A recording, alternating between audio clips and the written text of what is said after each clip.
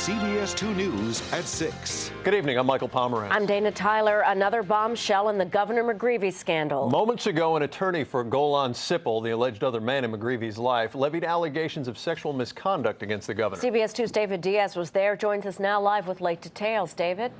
Yes, and it was a very dramatic press conference right around the corner from where Golan Sipple that we finally heard from him. But it was in the form of a written statement that was read by his lawyer.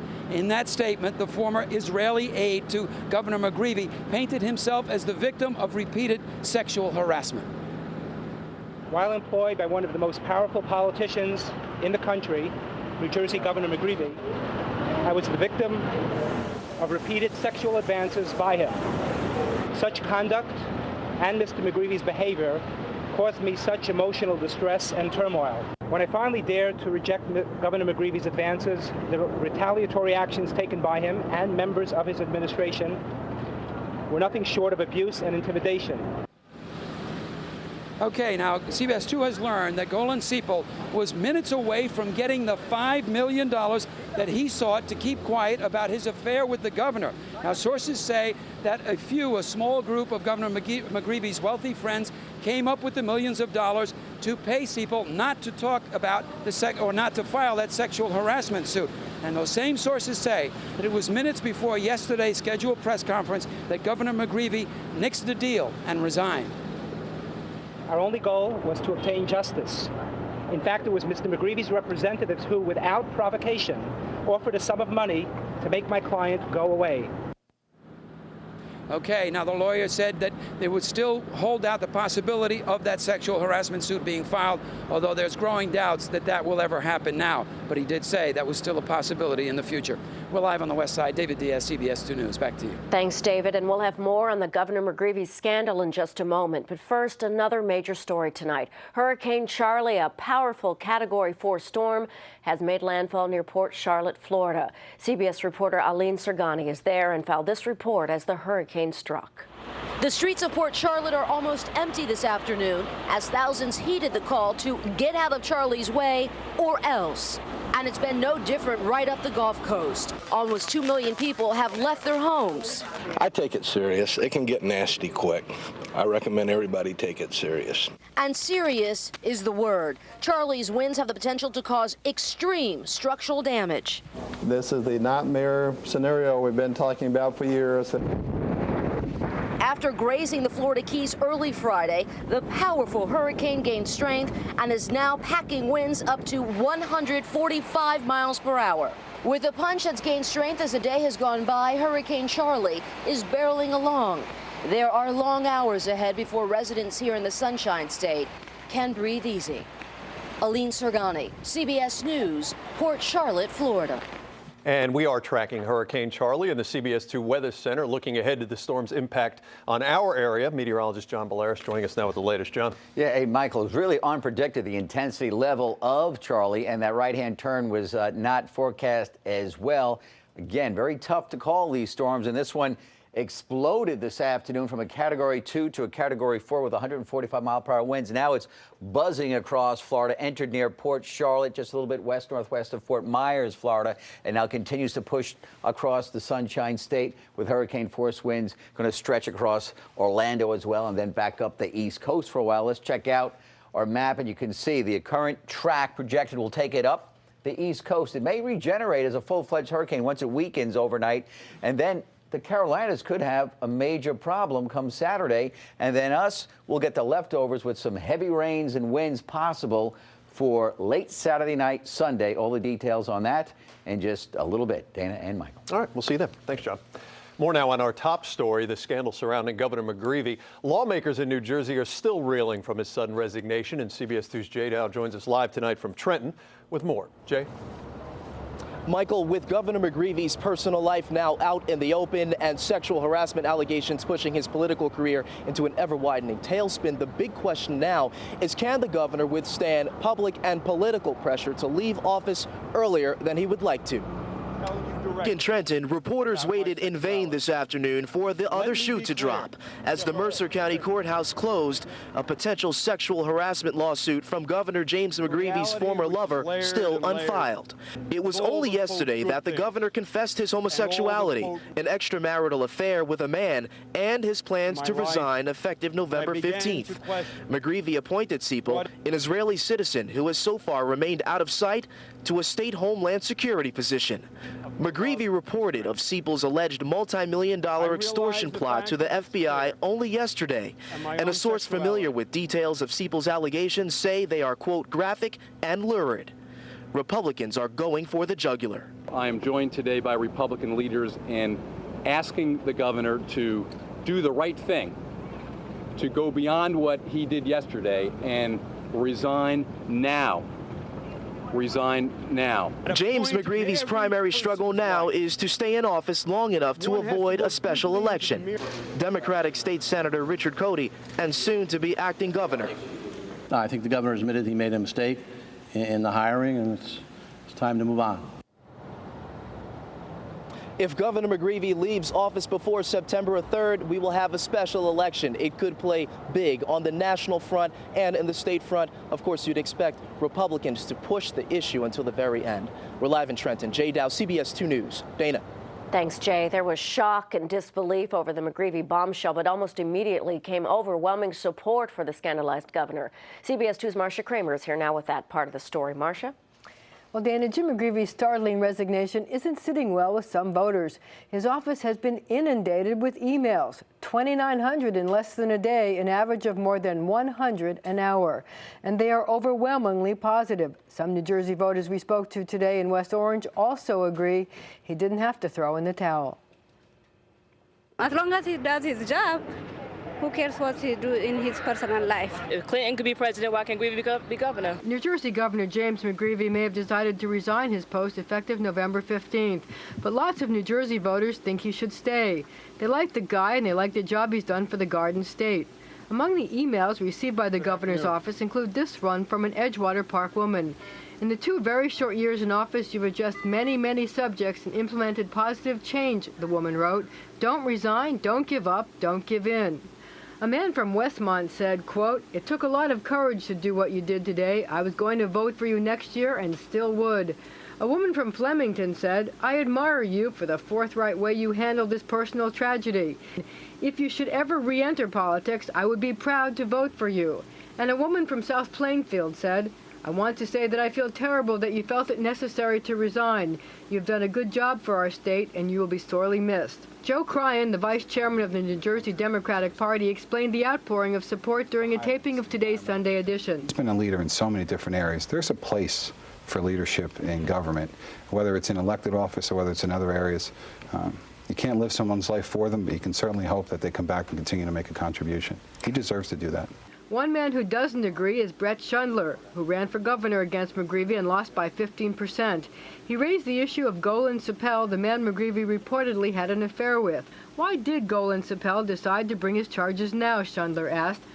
Is it because the Democratic bosses who run New Jersey got to him somehow? Are they using him to clear Jim McGreevy out of the way so they can run John Corzine for governor next year? Now, Corzine, New Jersey's senior senator, said in a statement that any speculation about his political plans was premature. My other guest on Sunday Edition was the man who preceded Jim McGreevy as governor of New Jersey, Republican Donald DeFrancesco. I asked him about rumors already circulating that he's looking to get his old job back. What did he say? Well, you'll have to tune in to Sunday Edition this Sunday morning at 6:30 and 11. Rest assured it will be an interesting few months in New Jersey. Michael? Say the very least. Marcia, thank you. How much did the governor's wives, current and former, know about his secret life? Governor McGreevy's always promoted himself as a family man, but some say rumors of McGreevy's homosexuality swirled even as his current wife, Dina Matos, and McGreevy courted during his 1997 run for office. And some close to McGreevy's wife say they saw a marriage in distress. For those who knew her, it was obvious that she was under a lot of stress for the last 2.5 years. Now, Carrie Schutz, McGreevy's former wife and mother of his first daughter, said by phone she has open communication with her former husband, and she said in a statement that she thinks it's courageous of him and that his first thought was of his daughter during this ordeal. And stay with CBS 2 for continuing coverage of the fallout from Governor McGreevy's resignation. We'll bring you any new developments tonight at 11 o'clock. Coming up next here on CBS 2 News at 6, luggage screeners caught on tape pocketing valuables from airline passengers' things. See what they took. Plus, authorities say a man who videotaped buildings from North Carolina to Texas also taped sites here in New York City. And they're an elite rescue unit trained to fight terror and natural disasters. So why does the Long Island community now have to fight to save the rescue team? Next. Closed captioning on CBS 2 is brought to you by your local Toyota dealer. Get the feeling Toyota. CBS 2 first showed you the exclusive video of an airport luggage screener pocketing items from passengers' bags. Well, now after a series of arrests, prosecutors are showing off what they say are the stolen goods. CBS 2's Andrea Stasu has more. This is the loot allegedly stolen by 4 baggage screeners at Kennedy and LaGuardia. A massive stockpile of laptop computers, cameras, designer pocketbooks, knives, jewelry, stereo equipment, and some very high-ticket watches. This Constantine Vacheron watch, which I'm told may be worth as much as $25,000. Police say the culprits are all screeners with the Transportation and Security Administration, formed by Congress after 9/11 to tighten airport security. In this video seen exclusively on CBS 2, 51-year-old Clarence Henry of Brooklyn appears to be taking items from bags at Kennedy. What is especially troubling about this case is that the individuals charged with the responsibility of ensuring the safety and security of our nation's airlines and protecting all of us from terrorism would be pilfering the luggage of the traveling public. The 4 were arrested as the result of a sting operation following several complaints from some high-profile travelers, including Joan Rivers, Chevy Chase, and Susan Lucci, all who discovered valuables missing from their luggage. During the sting, investigators planted cash and valuables inside bags and installed hidden cameras to capture videotape of the screeners at work. TSA officials say the suspects, all of whom passed background checks, do not reflect the majority of hard-working screeners. Unfortunately, this is a case where individuals lost their moral compass or made life choices that were not in anybody's best interest after they had taken the job. We have a zero-tolerance policy for this kind of behavior. At JFK, Andrea Stasu, CBS 2 News. A Pakistani man from Elmhurst remains in custody tonight, picked up after being caught videotaping buildings in North Carolina. Federal judge in North Carolina ruled today Kamran Akhtar can be held until a grand jury convenes later this month. Akhtar is being held on immigration charges, and after his arrest, investigators discovered he had tapes of several buildings and landmarks, including the Statue of Liberty and the Brooklyn Bridge. Coming up, an elite rescue unit may need rescuing itself. Find out why a Long Island community is fighting to save its local heroes. And as Hurricane Charlie makes its way across Florida, what's headed our way? John with your forecast coming up.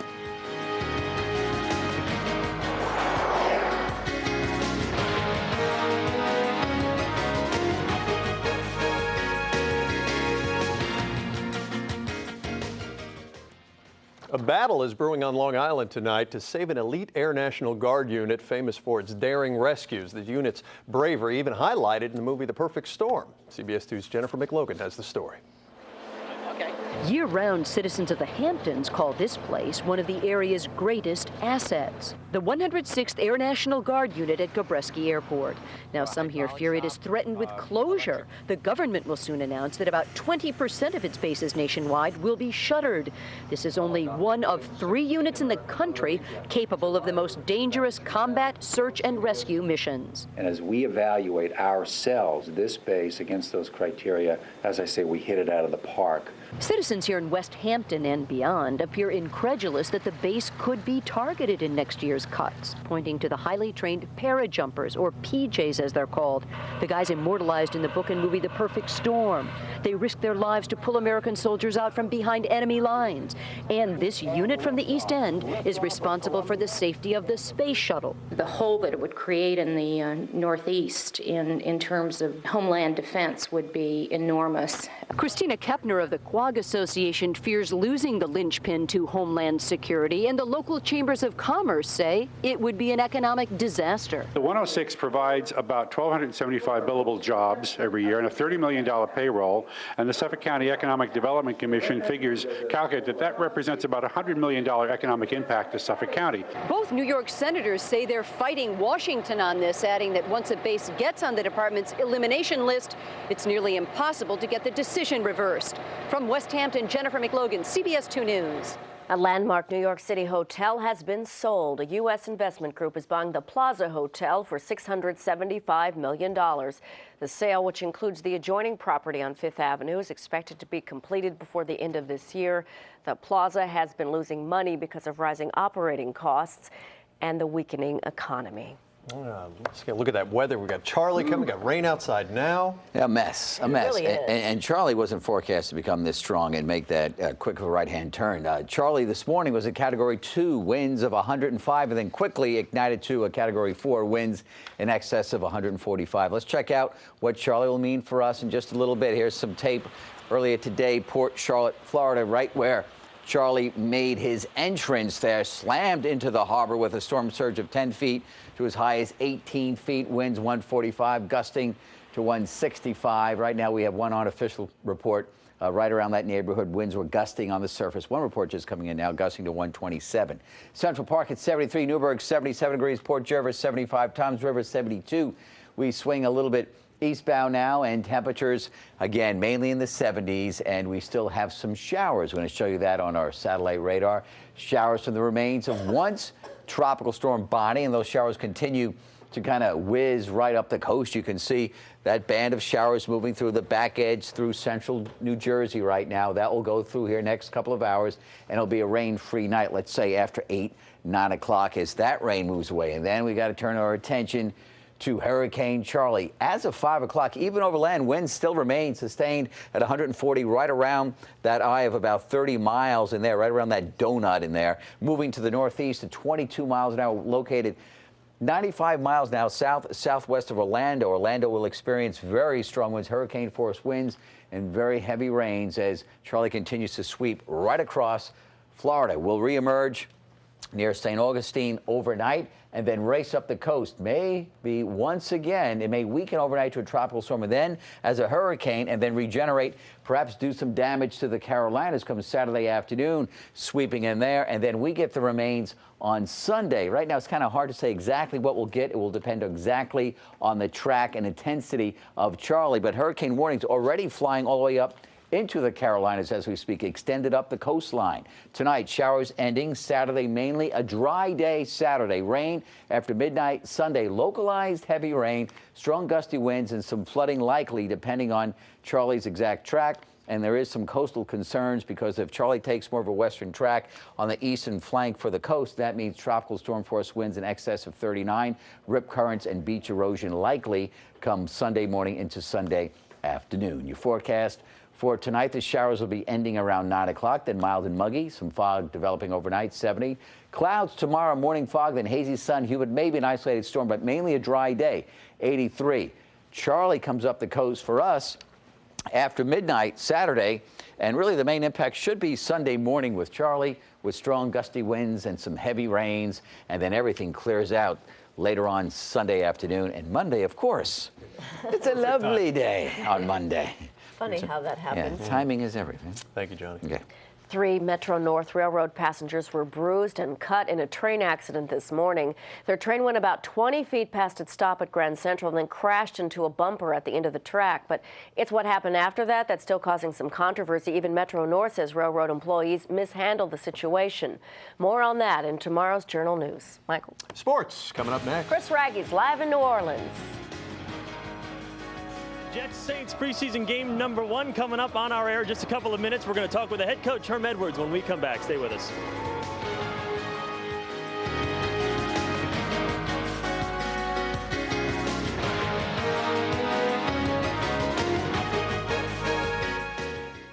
It's time for sports. Chris Raggy live tonight in New Orleans. The Jets getting ready to take on the Saints. Hey, Chris. You got it. As much as I'd love to be there with you guys, this is a pretty good seat down here. Jets preseason game number 1. Jets Saints from New Orleans joining me now, the head coach of the New York Jets, Mr. Herm Edwards.